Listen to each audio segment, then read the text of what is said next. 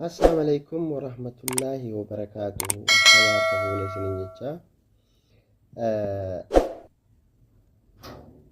Facebook keessan akkamitti follow irratti akka deeffattanii isin garsiisaadha. Nafaana bu'aa isin jaa. Tole Facebook keessanii follow irratti deeffachuudhaaf nama kiyya friendii irra akkuma agartan kana follow irratti deeffachuudhaaf bakka kana seentanii jechuudha.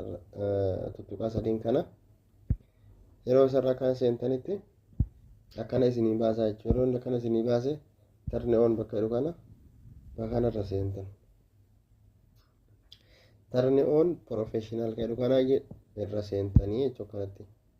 Yeroo irra seentan akkana isinii fida tarne on bakka jedhu kana tuuqanii jechuudha. Tole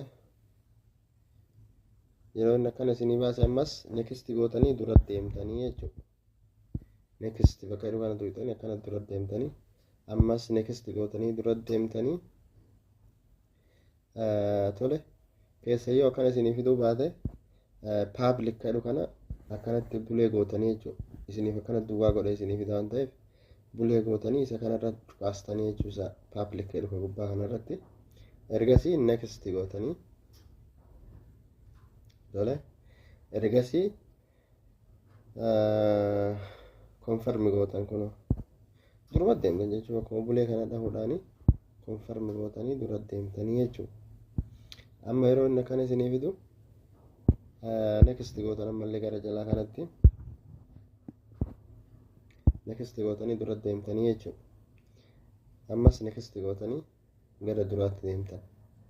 Amma raawwannee irraa jechuudha waan tokko tokko bakka kana guutuu barbaadan itti guuttanii yookaan ammoo irra utaaltanii jechuudha. Kanatti skip yookaan kana dhooftanii xumurameera waan ta'eef irra utaaltanii akkanatti isinii fida.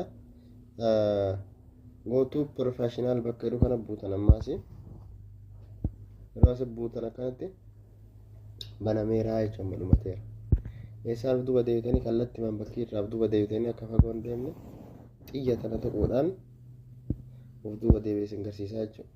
Amma kunola friend jedhaa miti amma gad harkiseetti isin garsiisa kanatti friend irraa gara followsitti isin duratti jijjiiramee jechuudha. Followersiitti akkana isin jijjiiramu duraan friend jedhee jira. Tole warri akkanatti isin hin baafne ammootu viidiyoo biraa isin hojjedha. Viidiyoo itti aanu sun daawwattanii jechuudha. Akka isin jedha galatooma